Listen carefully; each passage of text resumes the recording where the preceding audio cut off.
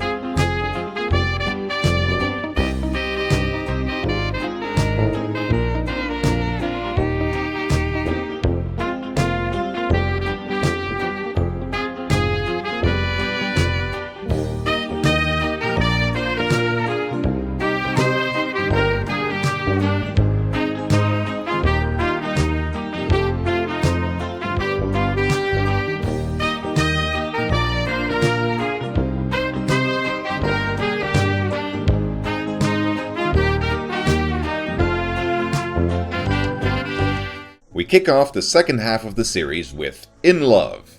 Alfred apparently felt that he deserved a little R&R after saving both Great Waterland and the Yetis, and thus he is enjoying a sunny vacation all on his own. He even manages to hook up with a nice young lady he meets there. Ik wou echt dat ik langer kon blijven. Dit is de laatste vakantie voor mijn huwelijk. Voor je huwelijk?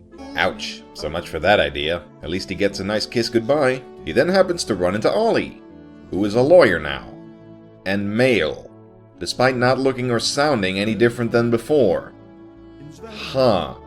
It's never addressed or even acknowledged exactly how or why Ollie suddenly got a sex change, but by chance I did manage to stumble upon an online interview with Herman van Veen himself where the interviewee questioned him on this. His answer? This sort of thing happens all over the world. I thought it was a nice idea to have it happen to a stork, someone who delivers babies. Ollie probably wanted to have that choice, since if you only ever deliver boys or girls, you'd want to be one or the other yourself.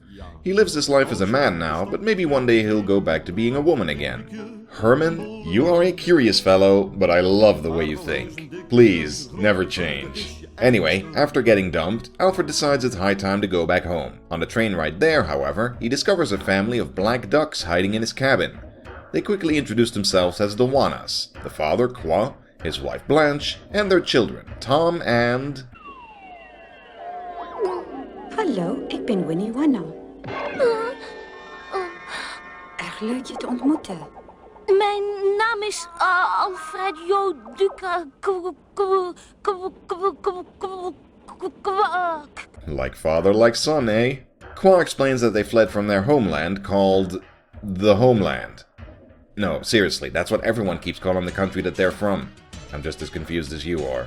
Anyway, the native people of the Homeland are suffering under the oppression of white geese, who invaded the country years ago and turned the black ducks who live there into second-class citizens, and so now are subject to discrimination and apartheid.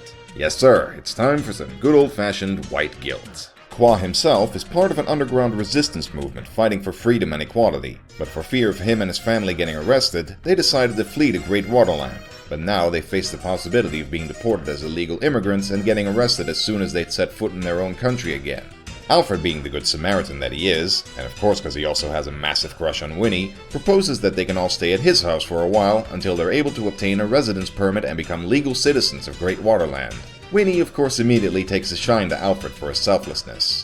Still, the family do get a lot of strange looks from the people of Poldertown on their way to Alfred's place. What's everybody staring at? They ain't never seen no on a horse before. Though you do kinda have to wonder why there even is racism in this world, where there are dozens of different kinds of animals living next to each other. It's probably just that the geese are massive bigots who are ruining everything for everyone else. We then cut to Lispel, going for a leisurely drive in the back of his car filled with salt water. This show just keeps on delivering stuff I never expected to see, and that's why I love it. Of course, he catches sight of Alfred and the Wanas just as they get off the bus, and so he goes to sate his natural curiosity. In other words, he goes to spy on a lot of them so he can rat them out to somebody for cash. It's not long after the Wanas settle in that they spot Lispel spying on them, so Alfred runs out the door after him. Lispel reveals he's good and ready to tattle to anybody who'll pay him for it, so Alfred rather brilliantly takes advantage of Lispel's professional courtesy and agrees to buy the information himself so the spy won't tell anybody else. Luister, Lispel. Je kan wat je hier in mijn huis hebt gehoord dan aan niemand anders vertellen, hè? Natuurlijk niet. Zo werkt spioneren. Ik heb ook mijn beroepsheer. Oh, prima. Hé, Alfred, wacht even. Huh? Je vergeet iets heel belangrijks. Ik moet aan jou verslag uitbrengen. Verslag, hoezo? Ja, ik moet je verslag uitbrengen over mijn werk. Daar betaal je me voor. Nee hoor, dat hoeft niet, want ik weet het al. Huh? Je weet het al? Dat is waar. Natuurlijk weet hij het al. Unfortunately, Lispel won't leave him be just yet due to some apparent psychological condition where he simply has to tell somebody about what he knows. Must be a spy thing. Also, this happens. Wat is dit? Wat gebeurt er? Geen chauffeur.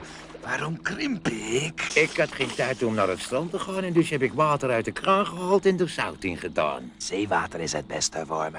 Hoeveel zout heb je hierin gedaan? 6 zakken, denk ik. Huh? 6 zakken? Beter te veel dan te weinig, dacht ik. Je bent ontslagen. Te veel is soms ook een probleem, geloof ik. Can't get good help anymore nowadays. And now, romance. Nog nooit in heel mijn leven zag ik zo'n lieve eend. Eentje zoals jij, zo mooi eentje zoals jij. Samen eitjes maken. My, our little ducks are all grown up. But seriously though, their little romantic moments are actually pretty adorable.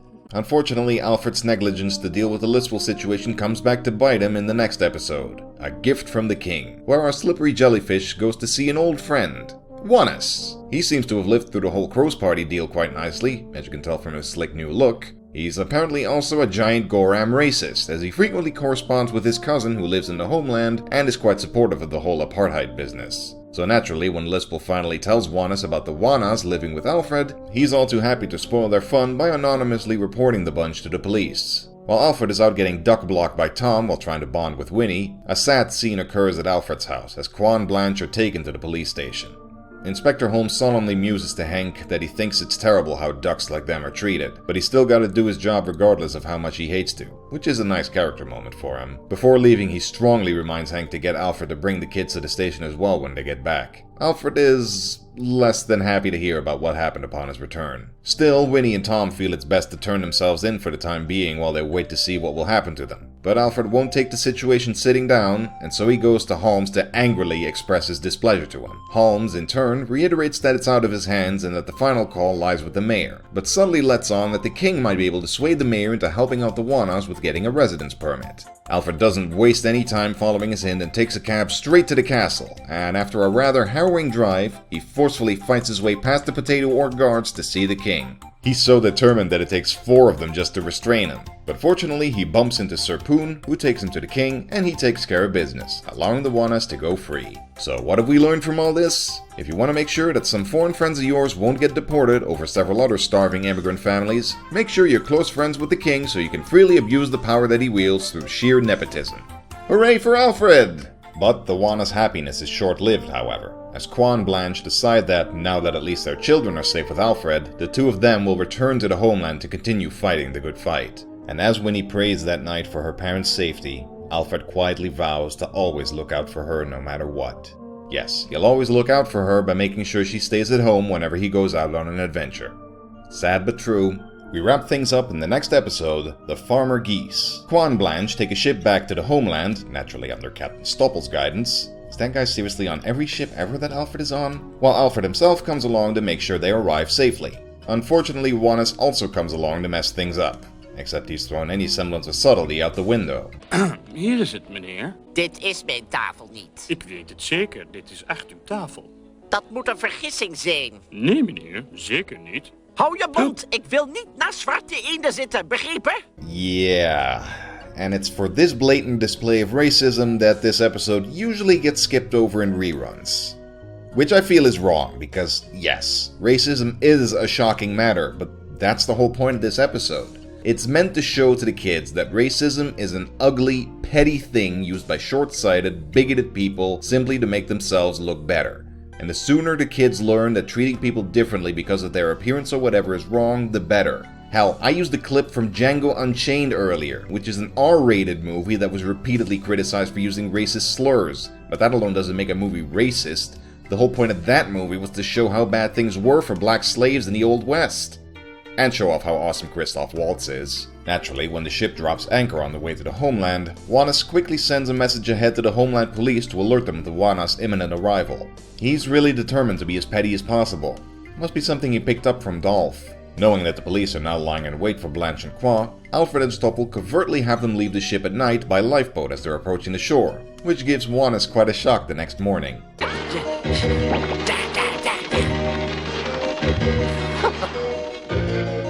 Hoe weet de politie van het thuisland nou dat ze hier aan boord zijn? Misschien zijn ze helderziende. Ja. Helderziende. Dat ligt voor de hand, ja. Niemand in de hut, sergeant. Niemand? Kam alles uit?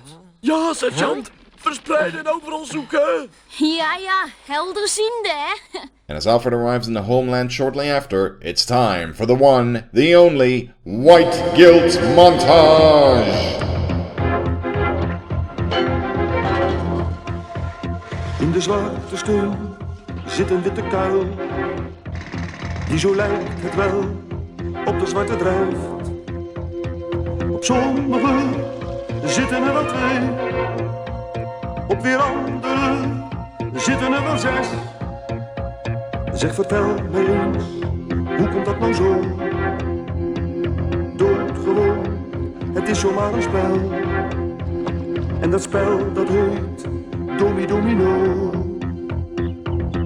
A young boy then escorts Alfred to a resistance hideout, but Juanes hasn't yet filled his pettiness quota and proceeds to stalk them at every turn with cat-like tread. Though Alfred could stand to take a few pointers on that himself when he proceeds to harass a baker and draw the attention of the police. Which apparently was his plan all along, as he then lures Juanes into an alley, dunks him with a paint bucket as if they were on a Nickelodeon game show, and leaves the now red duck to be apprehended by the authorities. Alfred, you magnificent bastard, I read your book. So Alfred arrives at the hideout to see that Kwak and Blanche have arrived safely, and gives a speech on the evils of discrimination and apartheid, after which he goes home again. Yeah. I suppose racism is too big for him to fight all by himself, but it still comes off as a rather unfulfilling ending. But hey, perhaps that's what they were going for. Sure, Alfred can defeat the Nazis, but even he can't defeat racial tensions overnight. Oh, and say goodbye to Kwak and Blanche, because that's the last we ever see of them as well. And with all that excitement out of the way, Alfred decides it's high time to once again go on vacation in the aptly named next episode. Winnie and Tom have now settled into a house of their own, and Winnie's even managed to find work as a secretary to Professor Ramses at the Bouldertown University. To celebrate, Alfred takes the two of them on a trip to the tropical island of Aruba, which is rumored to mysteriously move a little bit every year. And for once, they're not traveling there on a craft under the command of Captain Stoppel. I guess even he draws the line at a Barbie pink hovercraft. On the way to the island, Alfred befriends yet another scientist, Professor Chang, who is a biologist and possesses a rather unfortunate Asian accent. Ik weet niet waarom, maar Aloba bevalt me zeer. Ik ga elk jaar op vakantie. Gee, Herman, that's a rather blatant stereotype for someone who was preaching tolerance and equality before. Alfred and Chang begin to speculate on why the island moves, and Alfred suggests that it might be because the island is actually on the back of a giant sea turtle. Which of course it is, as they discover when they take a submarine down to investigate. So when the island is then about to be hit by a tornado, Alfred and Chang wake the thing up and quite handily get it to move the island out of the way in time. It's actually quite impressively animated, and an amusing little standalone episode overall. Even if that giant turtle looks awfully creepy with how realistic it looks compared to everyone else. But just when you thought it was safe to go back into the water, here comes the next episode, Drilling Rig. Alfred and Winnie go on a date to the local Museum of Archaeology, which houses several wondrous exhibits devoted to the extinct race of dodos. Toch wel mysterieus, hè? Ooit ontdekken ze wel wat er gebeurd is. Dat denk ik niet. Het is te lang geleden. Way to take the short view there, Winnie. I really dislike how a supposedly intelligent young woman like herself is given such ditzy lines to say. It rather undermines her whole character. But we briefly abandon our pondering of things long past when that night, Henk asks Alfred for a favor. The Baton Company, who are responsible for driving Alfred's family out of their home way back, are drilling for oil and gas out in the ocean, but have stumbled upon an impenetrable layer of rock, and have asked Henk to come over to their drilling rig to have a look. Although normally he'd of course never want to help them, he can't help but feel curious about what might be out there, and so asks Alfred to accompany him in case something unexpected might happen. So they go over there, and Hank has a look at some of the samples they've collected. Which begs the question of how exactly you collect samples of something you can't even break through, but whatever. Naturally, he's completely mystified, but suggests that they should try drilling through it with the biggest diamond on the drill that they have. So Mr. Baton calls in their diamond expert, which turns out to be Picky. Man, did he ever land a job that's perfectly suited to him. Unlike a certain somebody I could name. The crew attempts to drill per Hank's instructions, but things go awry, the drill breaks, and the diamond is lost at the bottom of the ocean, which gets Picky bothered. Especially since it appears to have been deliberately sabotaged. Alfred, Hank, and Picky then take an antiquated submarine, provided by Captain Stopple of course, down to investigate. But on the way they're attacked by a shark who goes after their air hose just cause he feels like being a jerk, I suppose. Despite some fancy maneuvering by Alfred, it gets severed, and so they're left to drown at the bottom of the ocean. Pa, ik krijg geen lucht meer.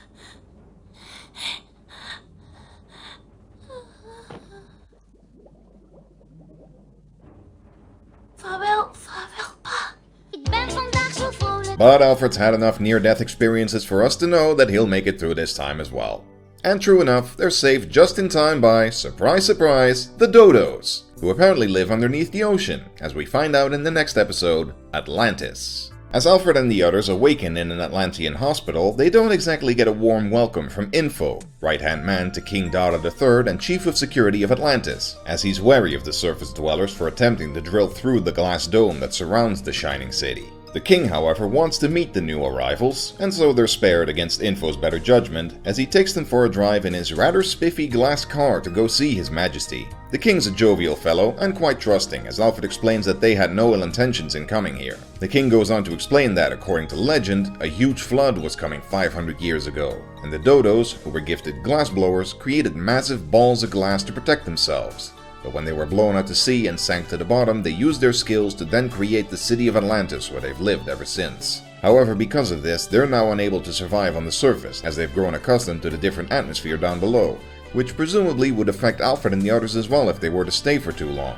The king allows them to leave, but only on the condition that they never reveal the existence of Atlantis to anybody on the surface, and to do whatever they can to convince the Baton Company from drilling any longer.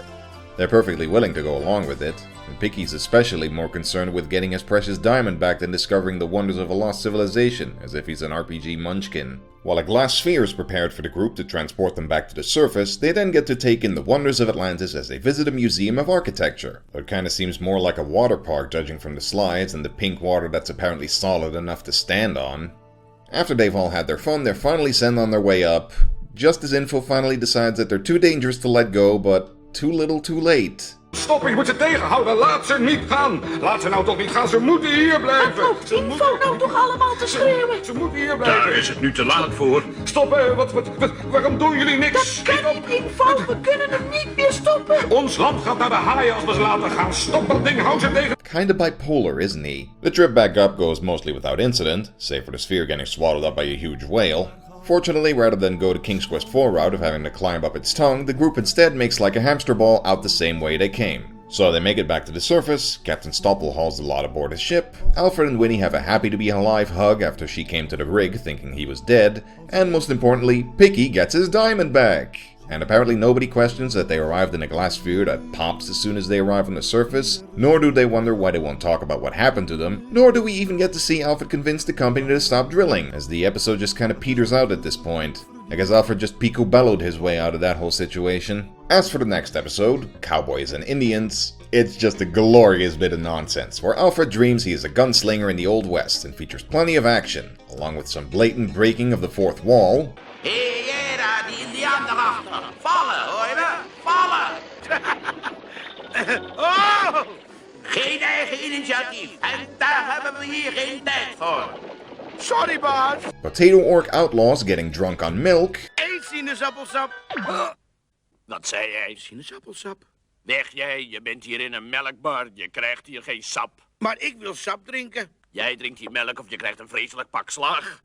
Melk heeft de perfecte voedingsstoffen. And a climactic showdown between Alfred and Dolf's gang resulting in massive property damage, and finally ends when Winnie literally cuts in and gets Alfred out just in time for dinner. Oh, but the best part? Kropnagel's in it! Well, technically it's him in the role of an outlaw gunslinger called Vinger de Vlug, a pun on the Dutch phrase vingervlug or finger quick. But still, it's surprising and awesome to see him back after all this time. Overall, wacky fun and an interesting change of scenery. But we're not done globe-trotting just yet, as we move on to the treasure of Tutkat Kamen. Yeah, even in Dutch that pun is horribly forced. We finally meet Winnie's employer, Professor Ramses, who's apparently not feeling too hot after giving a lecture. Meanwhile, Winnie is apparently pretending to work when she's actually browsing some rather inflammatory forums. I swear I did not edit this in any way, that's actually what it says, albeit for just a single frame.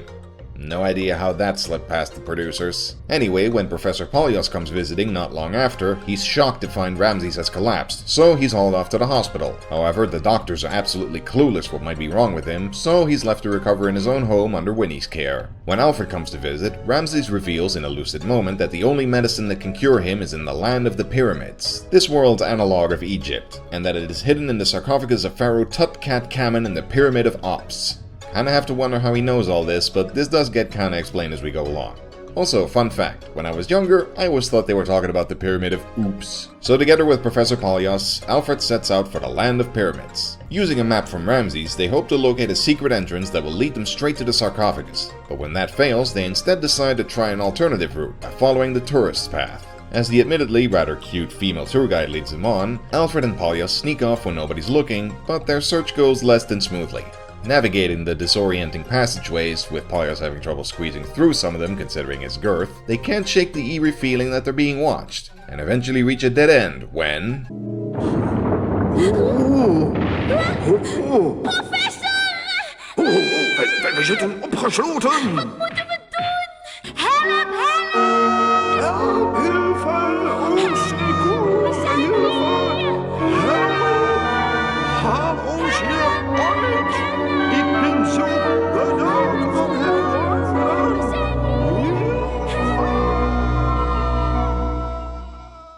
Following that harrowing cliffhanger is The Snake. Why did it have to be snakes? Fret not, Dr. Jones, because despite this slithery varmint's attempt to suffocate our heroes by blowing pink smoke from its mouth, just roll with it, Professor Polyos is more than capable of dealing with the situation when he reveals his hidden talent of hypnosis. With the snake's help, the two escape their predicament and continue onward, only to run into that typical death trap of the ancient world, a giant boulder. And after surviving that bit of slapstick, they then wind up in the middle of what appears to be a giant game of Tetris, until the tour guide, hearing the commotion, simply presses the off switch. As usual, I'm throwing up my hands here, people, but damned if it doesn't keep you guessing. Overhearing the two debating about the secret entrance they were searching for earlier, the tour guide says that there's a fortune teller in town who might know more about it, so the two go to see him. As it turns out, the fortune teller, who goes by the curious name of Onobola, is actually a relative of Ramses. Hearing about how the latter's fallen ill, he agrees to reveal how to find the secret entrance, marked by a mirror that shimmers at a certain time of day. And when they go find the secret entrance, it turns out that it was actually wide open all this time. So how in the name of Tutkat Kamen's mummified tale did that remain a secret for so long? Well, anyway, from there it's a short way to the burial chamber where they're unexpectedly greeted by Cleo Cat Kamen, Onobolo's granddaughter, descendant of Tutkat Kamen, and apparently leader of some secret society that guard the pyramids. Well, she certainly has a flair for the dramatic. She promptly hands them the medicine to save Ramses, which begs the question why she didn't just give it to them in the first place when she heard that her relative had fallen ill, but hey, they go back home, Ramses gets better, and all is hunky-dory. Well, even with that questionable ending, this was still an enjoyable little slice of adventure. As for the next episode... well, you all knew this one was coming. What do you want me to say? It's yet another odd little one-shot episode, but nevertheless with some amusing moments. As you can probably guess, Winnie starts fangirling over a smooth criminal, much to Alfred's chagrin. Yeah, it's a contrived, cliched, and predictable angle to try and put some tension into their relationship, and it certainly does nothing for Winnie's character. Alfred thus tries to win her back by learning to play the piano, but his, talents leave a little something to be desired. Hey Alfred, ben je thuis?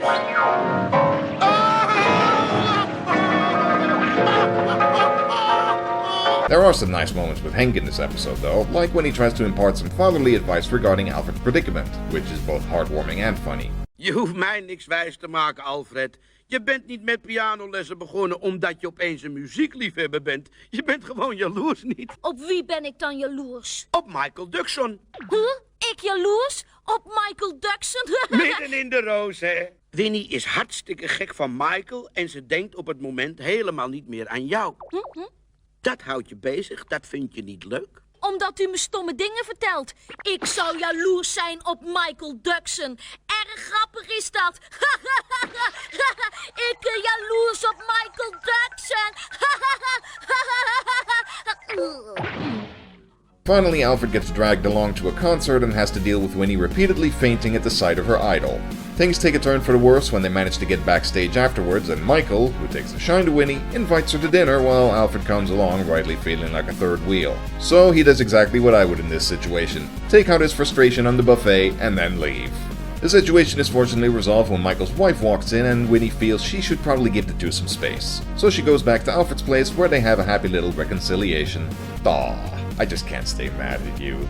Next up, a war in the Middle East with the kidnapping. Captain Stoppel's preparing for a trip to the country of Salam so he and Alfred can attend the coming-of-age celebration of Prince Shalaman. But guess which major villain makes a return appearance to put a wrench in the works? Why, Dolf, of course, who's now making a tidy living by selling weapons to Salam's neighboring rival country of Yale, and smuggling them to said country by disguising the cargo as dairy products to be transported on Captain Stoppel's ship, the Sunshine. And of course getting Alfred and friends in trouble when they get found out is just icing on the cake for Dolf. It's good to see that him being deposed as dictator has done nothing to diminish his streak as a magnificent bastard, not to mention his fashion sense. And hey, and if all this doesn't work out for him, he might still have a future at the Ministry of Silly Walks. So Captain Stoppel and Alfred depart, together with Professor of Law Noel, who was appointed as legal advisor to the King of Salam so that he might mediate in their religious conflict, as both countries have had their own interpretation of their respective dogmas and have been in conflict over it for centuries. But predictably, Yale's navy boards the Sunshine to inspect it, finds the weapons, and so the gang is tossed in prison to await their inevitable execution.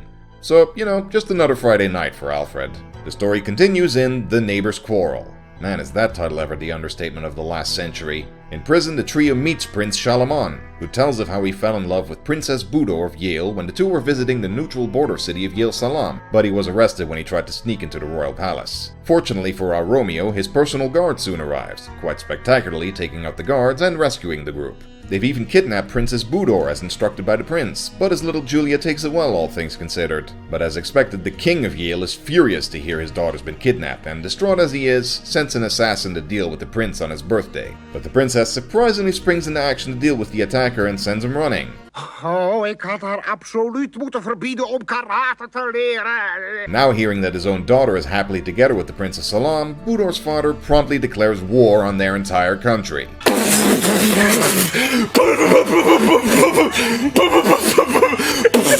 Millions are dead! Good lord, that was surprisingly violent for a kids' show. Wanting to put an end to the conflict once and for all, Shalaman and Budor travel to Yale to negotiate with Budor's father, saying they want to get married and that their marriage would unite their countries. They even threaten suicide if he doesn't go along with it.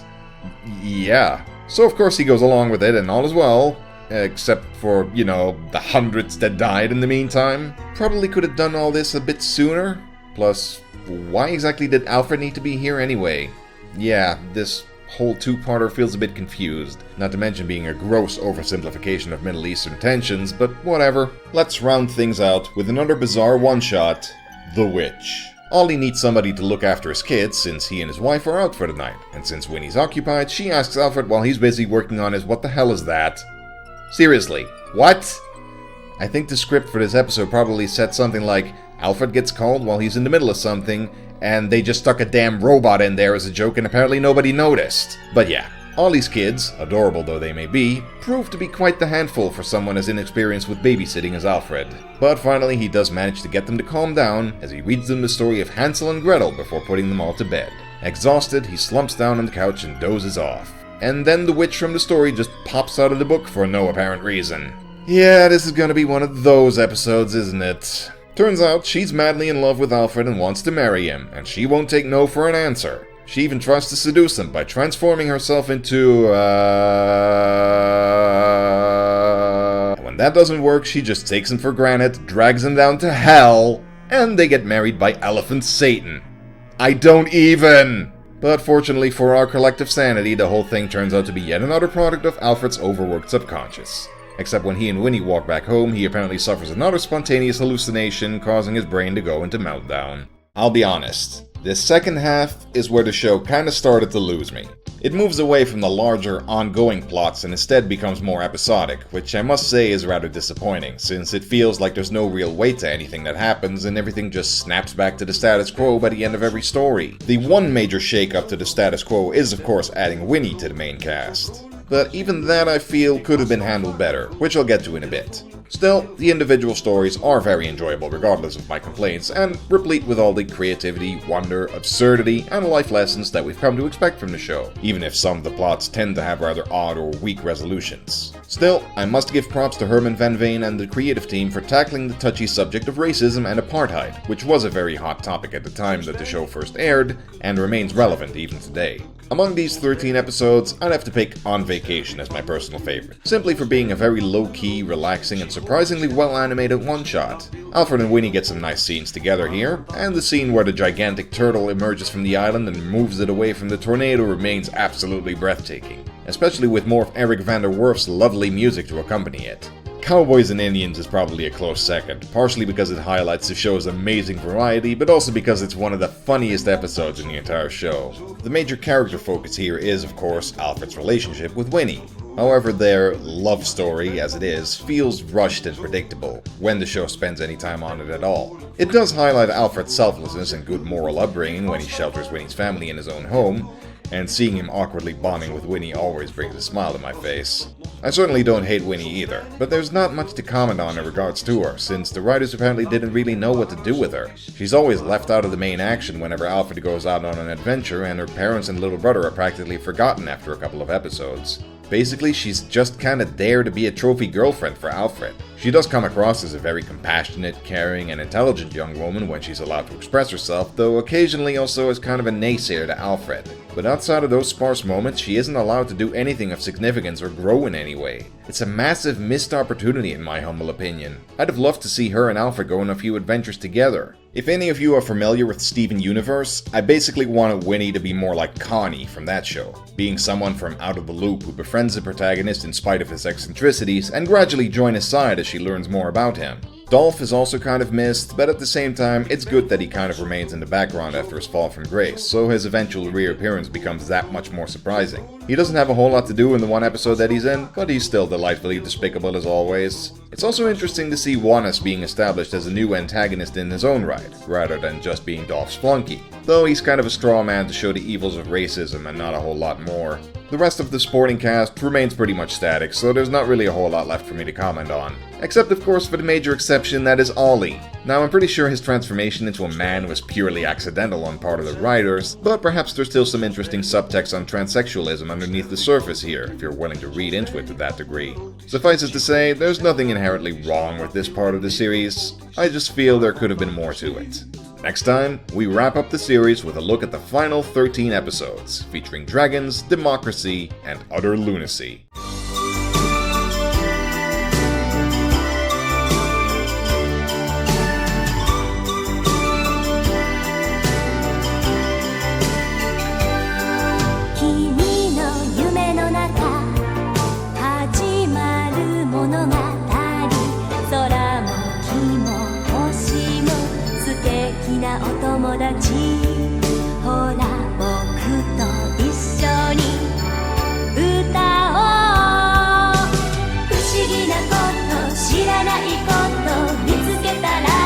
Ik schiet hem dood en vanaf volgende week ben ik de held van deze serie. Ik weet zeker dat deze serie de goede kijkcijfers krijgt. Thanks for watching.